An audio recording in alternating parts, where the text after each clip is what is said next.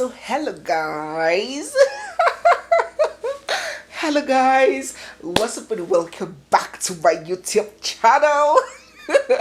It's me, your girl barrister Neze, and this is Nezeville. Honestly guys, there has never been any content I have ever made, not one single content that I have made with the objective of trying to win hearts. There has never been any video that I have brought to you guys that my aim, my objective, or my intent was to please my followers, telling them what they want to hear or going with the popular theory. No. Highly opinionated is one of the many things that I am, and I have been that way since I was a very little girl. I have never been afraid of standing on one side of the divide, one side of the ocean, even if the whole world is on the other side. When I came out to take the stand that many of these people accusing Wumi of killing Mohbad should go and eat shit, I knew that that was not the most popular opinion to hold,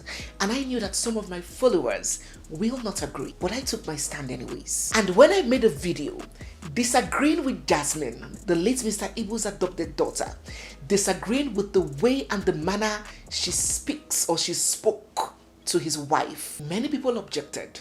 I did see that coming, but I did say what I wanted to say anyways. And when I came out to refuse to object to the idea of selling Chioma Adeleke as the role model, one that should be looked up to by our younger girls, and I said, hell no. In fact, I didn't even get the backlash that I expected. I anticipated a lot more objection, but I stood my ground anyways. And I do not take this standpoint because I am deliberately trying to be controversial. Hell no, I do not like to be controversial. But I will state my opinions always and state it anyways, because that is the beauty of a platform. Divergent ideas, divergent opinions, which we share, we learn from, and we object to. And those whose medulla is still oblongating will either agree or disagree in a civil fashion. But some people are bound, it's part of the job. Some people are bound to get emotional, especially when your ideas do not conform to their standards and they display their emotions everywhere. And to these people, I have one word for you.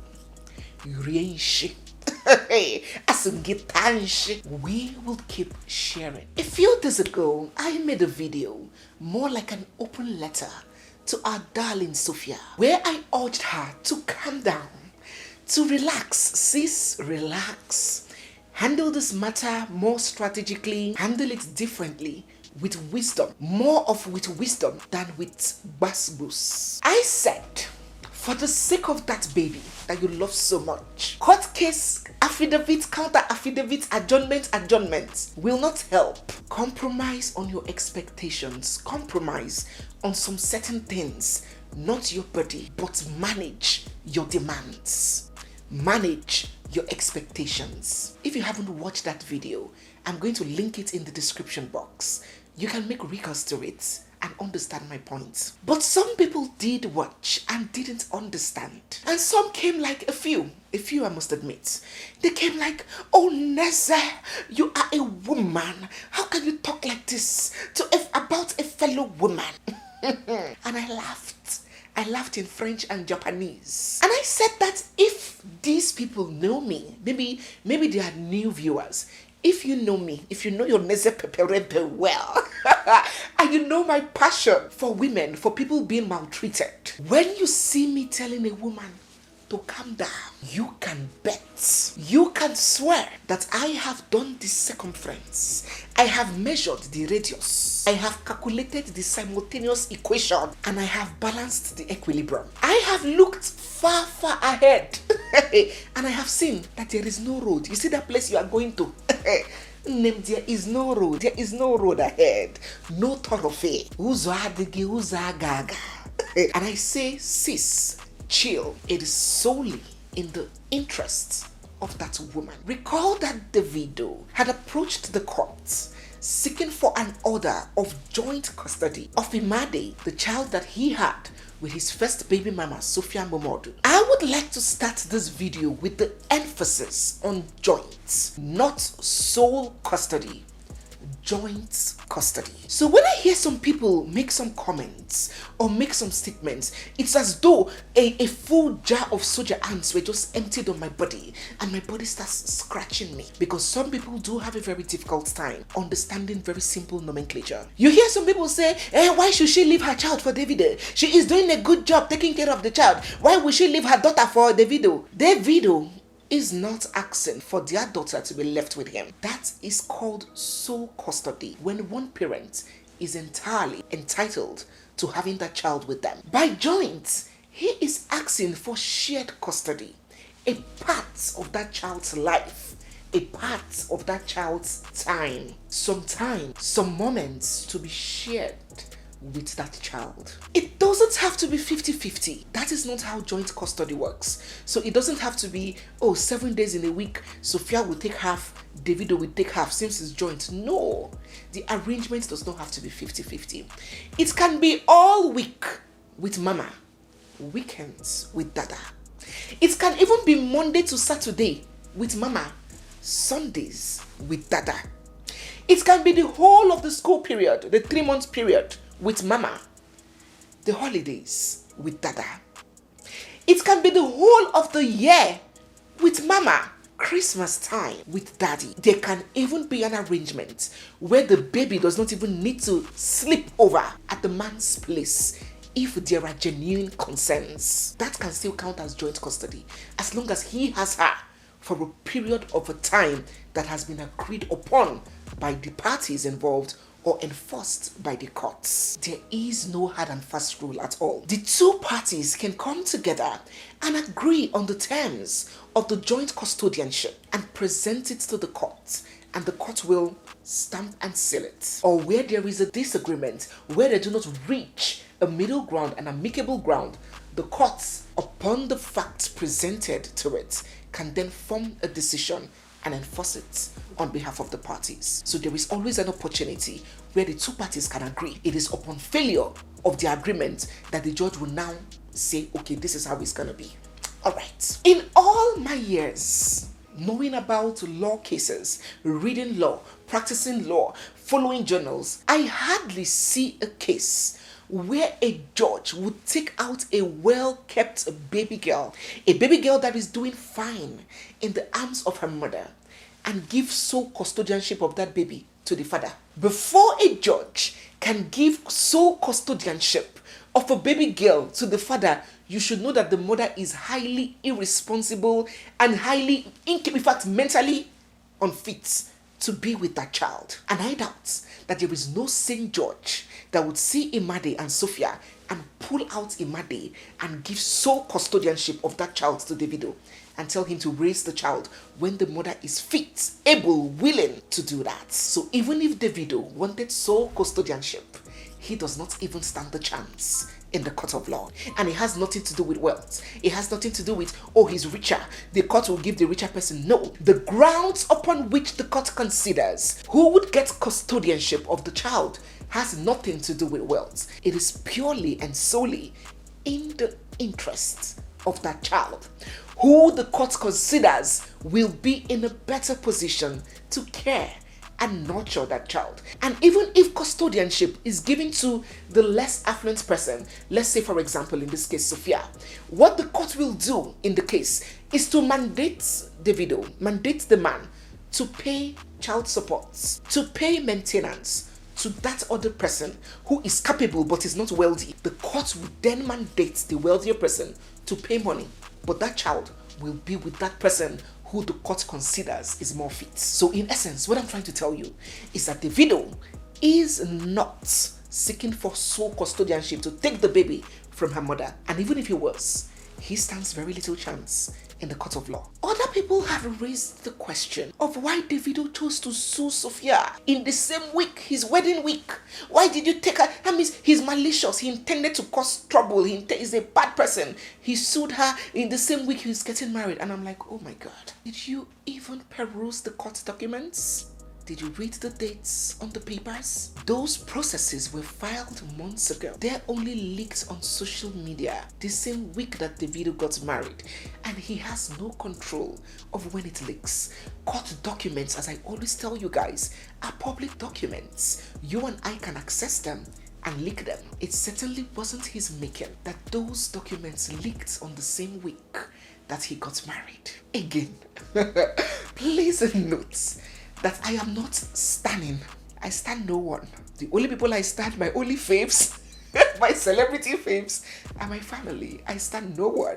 If you followed me, you would see several videos where I have given Davido woto woto. You will see videos where I have given Chioma Adeleke woto woto. So this is not about, Davido is your fave. I stand no one. I don't even follow any of them on Instagram. I don't follow them. I don't emulate them. I don't find their lifestyle attractive. I am only relaying the facts to you. So Davido filed for joint custody. I took a look at the papers. He wasn't filing for any monetary damages. He wasn't filing for any problem. He wasn't alleging, oh, Sophia did this to me, sue her, petition her, take her to prison, let her pay damages. He wasn't doing none of that. The core of his petition was what? Joint custodianship of my daughter. All he was saying in that petition was, I want to be a part of this baby's life, and I do not want my presence or involvement to be dependent on the emotions of the mother. I do not want it on Sophia's terms,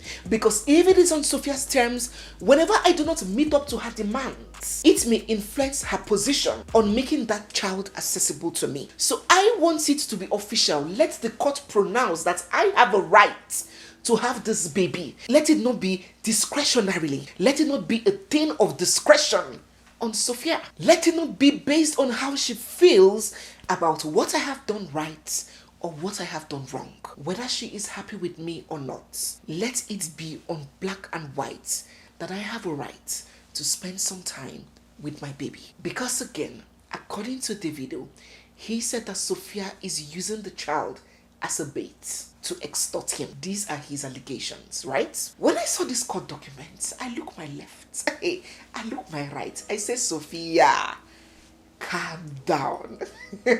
I sensed that what Sophia wanted was an all or nothing position. I told you how much we need for this child. I told you we needed this amount for rent. I told you we needed this amount for nanny. It's either you provide it or you step aside. You need to be emotionally involved. You need to be physically present. You missed out on one Christmas. You missed out on 2 birthdays. If you're not going to be there, get out. 5 million is not enough for our rent. This.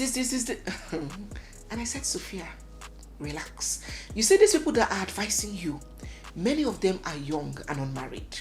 The other percentage of them do not know how the legal system works in Nigeria, and the third set probably do not like you. I am giving you practical advice as a mother, as a woman too, and as a lawyer that knows our system. I might as well choose to give you the ideal, well-polished advice and tell you, sue him. What rubbish, what nonsense. It is your right. In section 224, it is your right. But I know that that will be shooting yourself in the leg. Do you know where you are? Sophia, you are not in America. You are not in Britain. We are in a crazy patriarchal country that do not rate women. That judge that is hearing your case is silently judging you. In his or her mind, in his or her chest, might be sniffing up their nose at you and say, see this baby mama wanting to eat where she didn't work. See this one. God forbid my son meets a leech like this woman. And one thing that people do not know, especially those that do not have a legal background or experience, is that the mindset, the concept, the environment, the society, there are other things that influences a judge's decision apart from what's on paper. Are you aware? The judge's experience, the judge's perception, the judge's cultural beliefs will definitely influence the decision that he or she makes. Are you aware that a court has every right and liberty to award a lower amount than what you asked of it?